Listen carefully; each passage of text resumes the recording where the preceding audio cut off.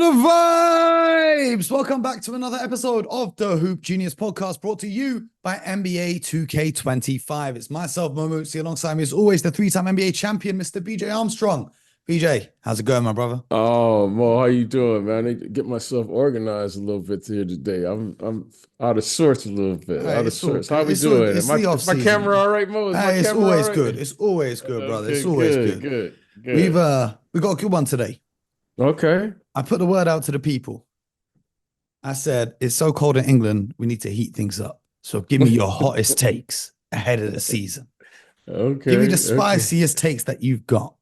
So some of them are spicy, some of them are not, some of them are just outright outrageous. But we're going to go Okay. through them and we're going to react to them. I think we've got about Okay. 23, 24 of them to get through. So we Okay, could let's do it. spend a minute on each, but if we need to go deeper in any of them, we can do. The first one comes in from Killer Josh, who says the New York Knicks will be going to the NBA Finals.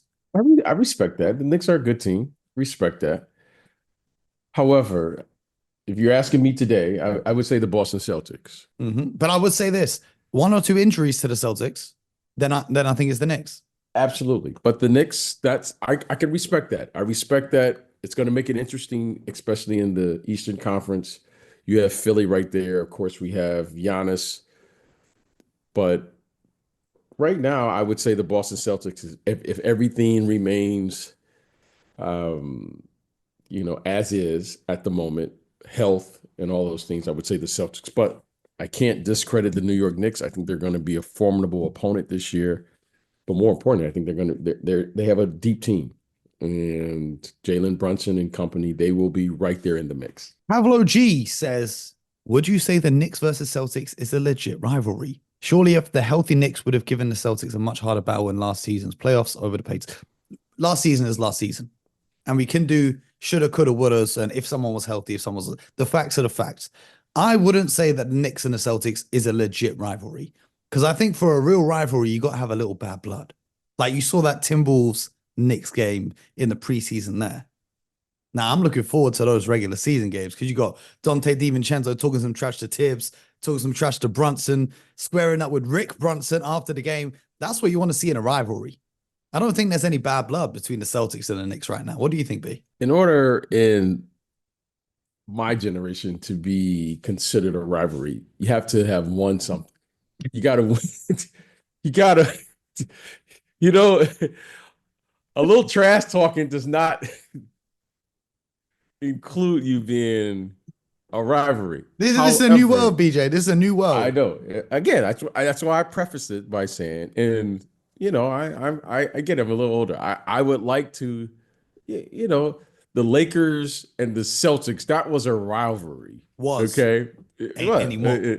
yeah, that is a rivalry, and Was. whenever they get together because of the history. Now, Who else is a rivalry then in the NBA? What rivalries are there? I don't think there are none right now. You had the Golden State and Cleveland for a little bit, because they were getting to the championship and, Cleveland won and suddenly Golden State was right there and they won. I don't know if there is any, I don't know if there is a rivalry right now. The Knicks and Boston, if the Knicks can beat Boston this year and move on and win a championship, suddenly now you would have something. You got to earn that. But in saying that, do I think there's a little bad blood?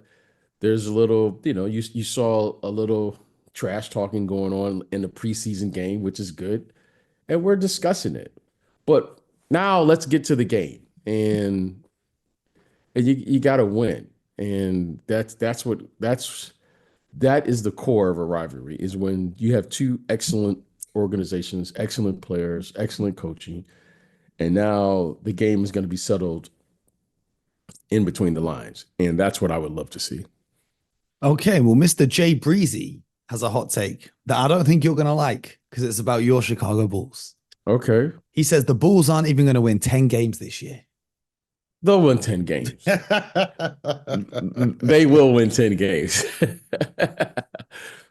But how many more than 10 are they going to win? I know that I can't I think the Bulls are going to win anywhere between, I briefly saw them play just the other night against, I can't remember who they were playing. I think it was Memphis, I believe. They're going through they're reorganizing their team. Let's just call it that way. Hmm. Zach LaVine and Giddy. Zach LaVine was cooking. Yeah, Zach LaVine, and Giddy, Kobe White. They have some good players. Vucevic. They have some good players. I think listen, who knows in this new NBA, but I expect them to win more than 10 games for sure. Well, the worst record ever was 7-59 by the 2012 Charlotte Bobcats. Well, The 2016 Sixers went 10-72, and I don't think this team, as bad as the Bulls are, is going to be as bad as them. The next one comes in from Real One Monst, who says the Warriors or Pelicans are not making the playoffs, but the Houston Rockets or the Spurs will. So I think we just have to say which 8 teams are going to be in the postseason from the West. looking at New Orleans, you like their team, especially with Dejounte Murray running the show now as a lead guard. It's always a big if. We say this every year. If Zion is healthy. Okay. If Zion is healthy, I'm putting them in the playoffs. The Houston Rockets look like a team that's ready to be in the playoffs. They look like a team that's going to be somewhere between 6 and 10, depending on health and development of young players. They could be 6, 7, 8, 9, 10. They could be somewhere in there. Golden State is Golden State. As long as you have Steph Curry, you're going to be in the mix. Now, but I'm going to say this, and I think I said this to you yesterday. Buddy Hield is an interesting player for them. He's an interesting player because I think he's a contributing player immediately. He's not a player that I think has to get adjusted when you Yeah, get he's going to traded. catch the ball. He's going to shoot the ball. Shoot It's it. very He's gonna simple. Yes, yes. He ain't never seen a Buddy- shot he don't like. Buddy Hield, and they have enough experienced players with the youth now. You put Wiggins, Kuminga. I wouldn't call and those Wiggins guys. youth anymore, B. But Well, Kuminga and he's- Moody, Trace Jackson Davis, and Pajemski. Yeah. Is he 30 yet? I don't think Wiggins is 30 yet, right? He's Feels still a like young he's guy. been around forever, though. Yeah, but he came in. He's turning 30 this season. Okay. So he's still a young player. But I like their team. I've watched them like 3 or 4 times. I watched them last night versus my Detroit Pistons. I like this group. They play fast. They're getting back to the core, defending. I like this team. I see them being somewhere from 6 to 10. Okay. We talked about the Rockets. We talked about New Orleans. And what was the other team? What was the other team you mentioned? Spurs. The Spurs. Oh, So essentially, I think the easiest way to do this is which 5 teams from the West aren't going to make it to the play-in at least. The Portland Trailblazers and the Utah Jazz. okay. I don't think either one of those teams. They're locks to will make miss. Okay. it. Yes. But then there are 3 teams who are going to miss out on the play-in, let alone the playoffs. Okay, who you got? Well, last season, it was the Rockets, the Grizzlies, and the Spurs. But the Grizzlies are going to be back. I'm confident in saying the Grizzlies, if they stay healthy, are going to be a playoff team. I think the Rockets are going to improve on 41 and 41. And the Spurs, I think, are going to improve as well. So who's dropping out? If there's a Kawhi Leonard injury, it could be the Clippers. I think it's I was gonna say you took the words right out of my mouth. The Clippers, I think, probably stand a chance. And maybe the Lakers. Sacramento looks improved to me. They got DeRozan, but I don't know how that's all going to work. The other one I was thinking is the Phoenix Suns, because they've got talent. Don't get me wrong, they've got talent. But KD's had a bunch of injuries. Devin Booker's had some injuries too, and they don't have the depth to sustain if anything was to happen to those guys. I think the Phoenix Suns will have an opportunity to get off to a fast start. Because of Kevin Durant and Devin Booker, they will always be hovering around 50 games or so. I don't know what their record was. I can't remember what their record was, but they'll always be 49 hovering and 33. Yeah, they'll always be hovering around 50, and they're going to play a new brand of basketball. I New think this coach.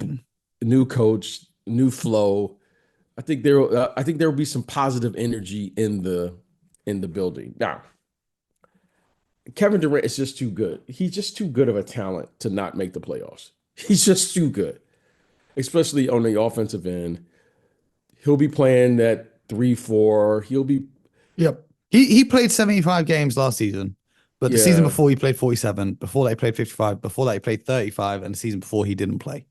yeah. That's So that's my only concern. It's not to do with the yes. ability of Kevin Durant, it's the availability because he just came off 75 games. Now he's Hmm. 36. Not everyone is like LeBron, you know? Yeah, yes.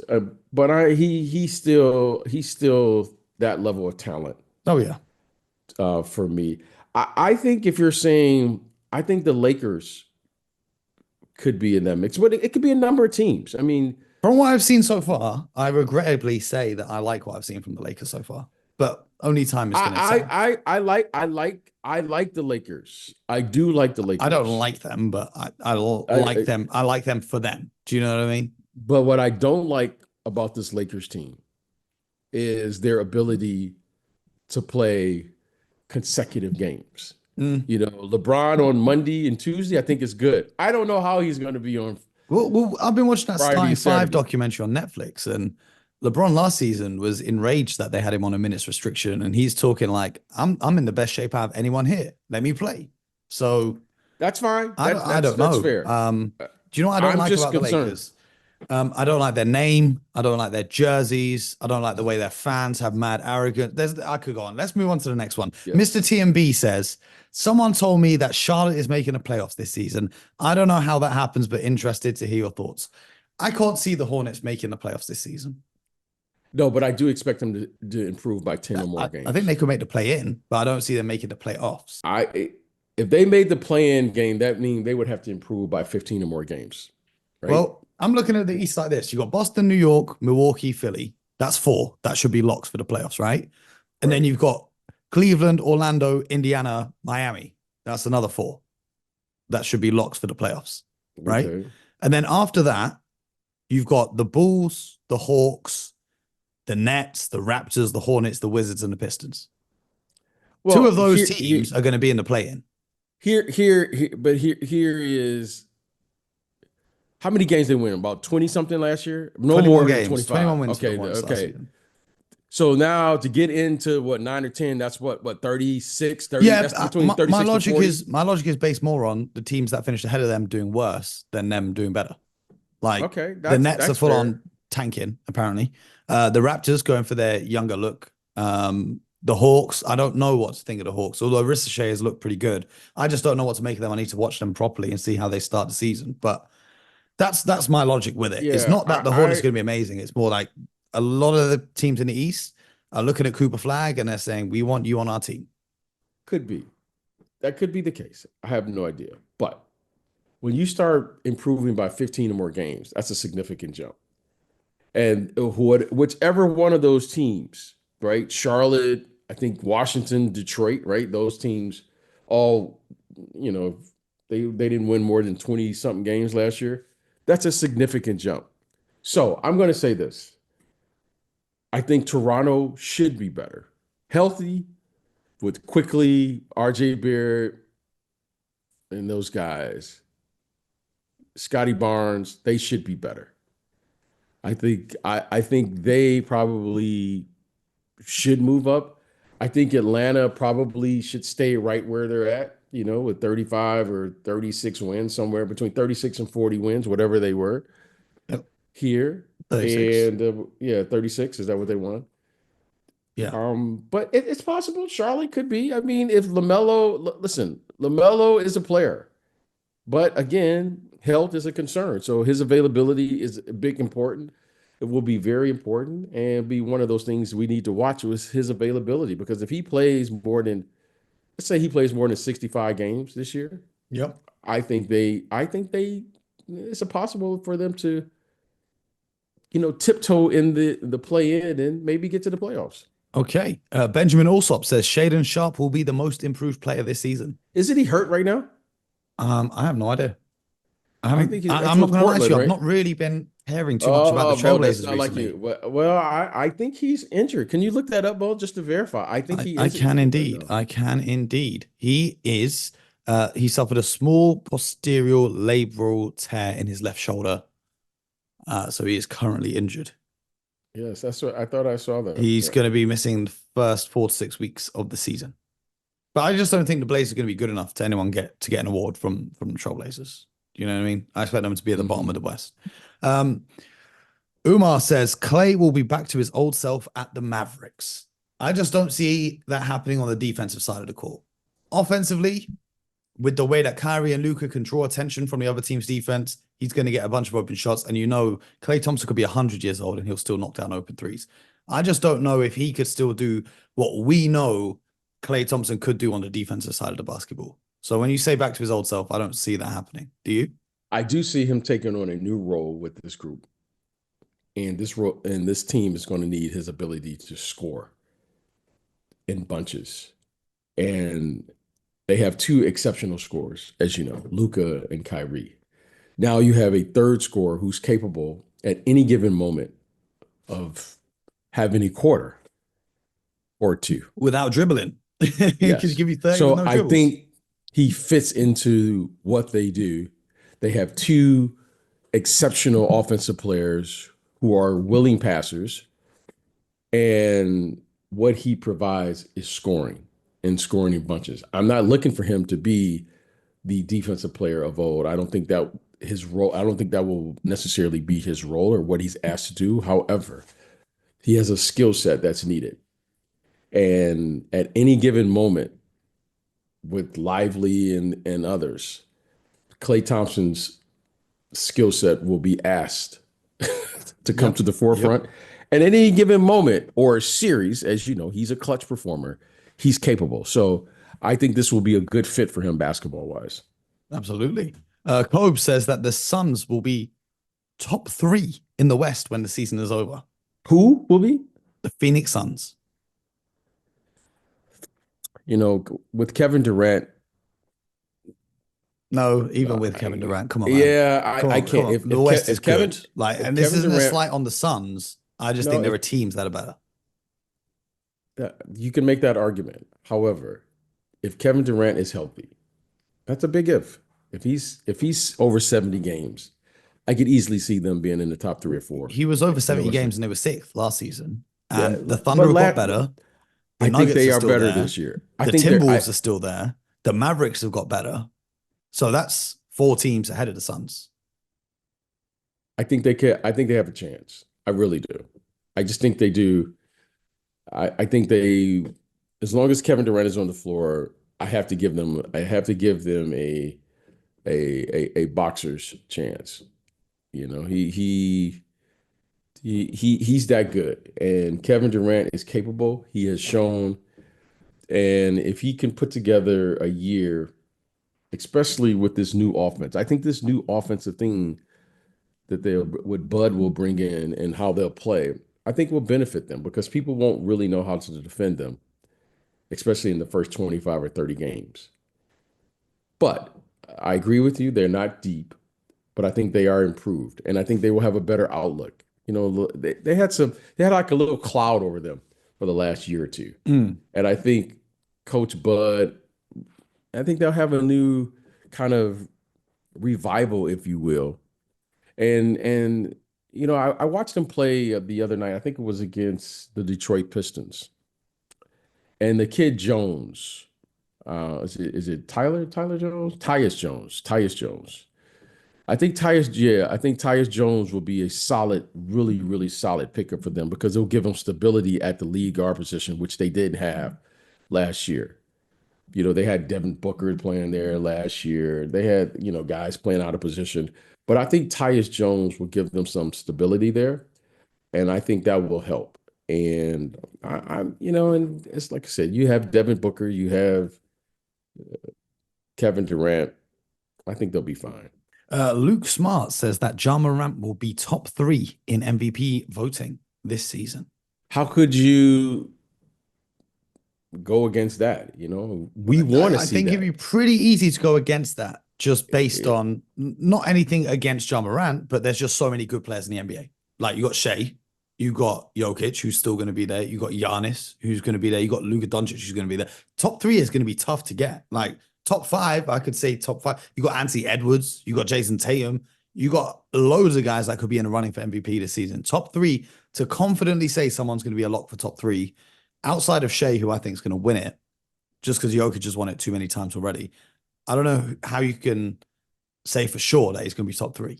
Do you know what I mean? Yes, I don't think there's anything that for sure. But if that young man is healthy, because prior to all of this chaos that has come into play down there in Memphis, let's not forget they were on top of the Western Conference. Okay. And if Ja Morant is healthy, he's going to be a big reason why. I like their team. I like with Desmond Bain and those guys. I think that's a real possibility. Now, you got to do it, but if they are in the top 3 or 4 in the Western Conference, Ja Morant will either get all the credit for why they're on the top, or he'll get all of the blame if they're not. Well, not on this show. On this show, we're giving Marcus Smart all the credit. Yes, and if they can, well, that too. But Ja Morant will be a huge reason why they will reassert themselves on the upper echelon in the Western Conference. Okay, here's a good one. Jason Connolly says the Miami Heat and Jimmy Butler will part ways in some way, shape, or form. You know, I've kind of been watching this from afar, and it appears to me that Jimmy Butler appears to be, I don't know, that he is looking for a new contract. And it appears to me that the Miami Heat have taken a stand and said, play. Mm-hmm. Now, did you see on media day, right? Last year, he came in looking like an emo. The year before, he came in with the dreads. This year, he didn't mess around. This is a contract year. He ain't messing around. He just came in as Jimmy Butler. well, I think he's going to play more games. Let me check how many games he's played through the regular season the last few years, right? I think he's going to play the most games that he's played in a while. Last year, he played 60, year before 64, year before 57, year before 52, year before 58. That's since he's been in Miami. I think he's going to play like 70 games. He's going to have an all-star year, and he's going to demand his money. There's no room for messing around. That's a win-win for Miami. Yeah. There's Jimmy Butler. Around. Okay. But again, when he plays, you don't hear anything. The problem is there's only one problem. Jimmy Butler. Jimmy, play.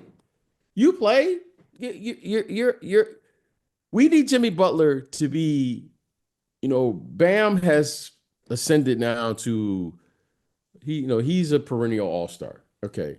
Well, Jimmy Butler, we need you to come back to be that Jimmy Butler and Bam together. I'll take my chances with that. But they can't just have Bam and there's no Jimmy Butler. So this is great. I love it. We want Jimmy. Jimmy is an entertaining player. He's a clutch player. He's figured out something in Boston. He scares Boston, that's for sure. No.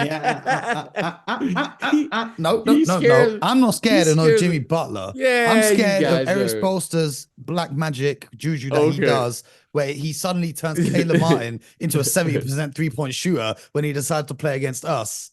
And Max Strus and Gabe Vincent knock down every single shot they take, but then when they go elsewhere, they can't do the same thing.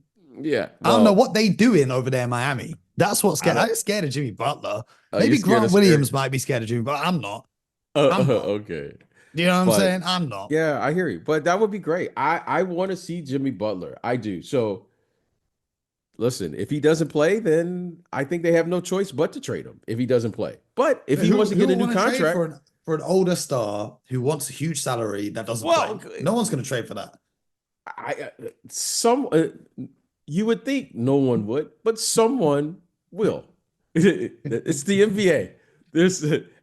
There's always a home. There's also like what I love about this is what I was thinking about when we were talking about the West and who's going to miss the playoffs and stuff. there's always going to be some overreaction somewhere. Like one team will get off to a really hot start and then they want to try and make a move that puts them over the top. Right. Or one team might get off to a really slow start and then they might start selling. So it's like with all those teams we talked about in the West, three good teams aren't going to make the play-in, let alone the playoffs, right? Three Right. teams we think are good. Right. So you're trying to compete, but you've missed the play-in. That things are going to have to shake up. You see what I'm saying? Everyone can't be going for it all the time. So I'm so excited for next off season already because it's going to be chaos. Mo is yeah. Okay, let's go to the next question. I'm not going to even comment on that one. Ladies and This gentlemen, wow, please, this one, please excuse Mo. this one is a red hot take. This one is red hot. Nickel says that Dejounte Murray playing point guard will get the New Orleans Pelicans to the conference finals this year. It's preseason, and I have no reason to say why they won't make it. I have no reason. If Brandon Ingram, Dejounte Murray, and Zion Williamson are playing, Herb Jones and and Trey they're Murphy and CJ McCollum. and so that's no pushover. I don't care who they're playing in the playoffs. They can beat anybody in a 7-game series. Okay. Brandon Ingram and Zion Williamson, if they are healthy, I don't care who they're playing. And then you put Dejounte Murray in there. Okay, I'm not gonna argue with that. Now, the only thing we can say, Mo, let's see how many games they play together. Yeah. Well, this is my hot take. I think Brandon Ingram will be the next quote unquote star player to get moved in the NBA. He could always play for B. I love Brandon Ingram. Yeah, he can be starting for small forward for the Hoop Genius podcast. We'll start a rec league team. Me and BJ in the backcourt, we'll get Brandon Ingram, then we'll get Bart in to play power forward. We just need a center. I was with Marcus Camby the other day. I'll ask him if he wants to play. We got starting five. It works for me. It works for me. VI works for me. Yeah, I just hear a few things from the Pelicans camp and don't know how long that's going to keep going there because he's also in a contract here, right? I think so. I think so. Don't hold me to that, but I think so. It's money, always money. Here's one. Celtics Daff says that the Celtics will be the #1 seed even without Porzingis until next year. See, I don't know if the Celtics will be the #1 seed. But they're the #1 team in the world, regardless of the seed. There's one player that I'm going to keep my eye on, which I said last year, and I'm going to say this year. And that player is from the Milwaukee Bucks, Drew Holiday. Drew Holiday, to me, is the key for them. And here's why I say that. It's because he is the initiator on the offensive end, which he takes care of the basketball. Mo and I know, I sat there with Mo in the NBA Finals where Mo just sat there and counted turnovers for the entire game. He didn't worry about missed shots. He didn't worry about offensive rebounds. He didn't worry about shooting percentage. When they turned the ball over more than 10 times, Mo would lose it. And then he would say the game's over with. It's not even 10 times. I knew if we got to half and it was 6 or 7 turnovers, the game's done. And I'm ordering my DoorDash for after the game. That's it. Drew Holiday brought about a level of consistency as far as taking care of the basketball on the offensive end. And he initiated their defensive pressure. He just elevated their game.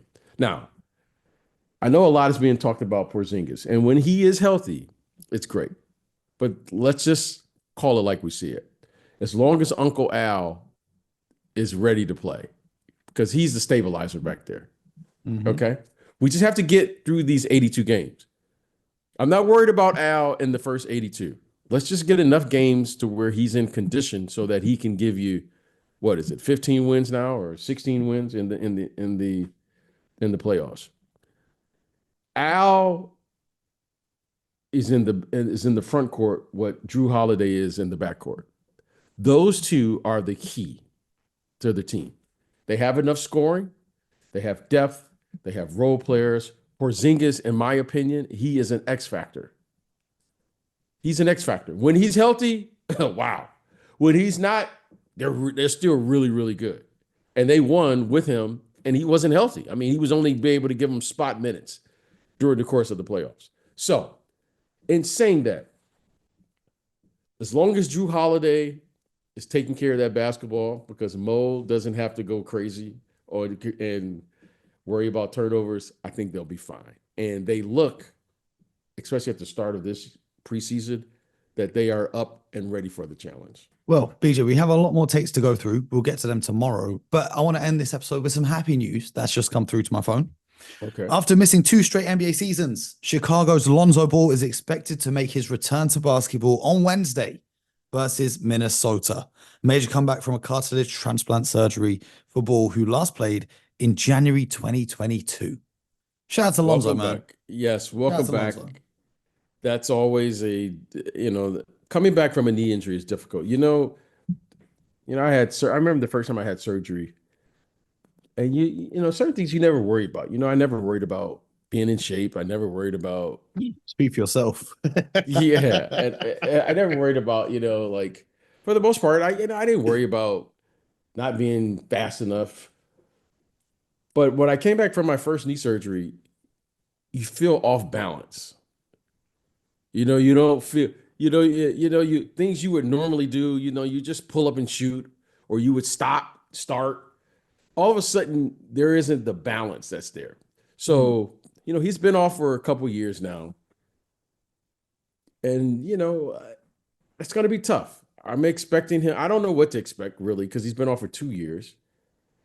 But the best way I can describe it is you're just not on balance. You feel off balance. You feel, it's kind of like you're like reintroducing yourself. Like say, hey, I'm back, So hopefully he'll get back out there on the court. He'll have a healthy year. And you'll see, if you can see glimpses of, oh, wow, he's still got a little burst of speed. If you can just see that. And then the following year is hopefully where you can say he's fully back. But welcome back to the court, Lonzo. We're looking forward to it. The Bullies need you. My Pistons, then my Bulls. But that's great news to hear that he's back on the court. Absolutely. Shout out to Lonzo. Shout out to you guys for listening. Shout out to you, BJ. We'll be back tomorrow reacting to more hot takes. I'm looking forward to it. I just had a little look at some of them. I think it's gonna be fun. It's gonna be a fun episode tomorrow. So make sure you subscribe to the show. YouTube, Spotify, Apple, wherever you get your podcast from. Join the Discord. I'm putting the Fantasy League link in there today, so I hope you guys are ready. I don't know how many spots there are. Usually it's like 20 spots and they go quick. So make sure you sign up. And if you don't get a spot, then maybe we'll do another one as well. Appreciate you all. And until next time, you guys know what it is. Get buckets.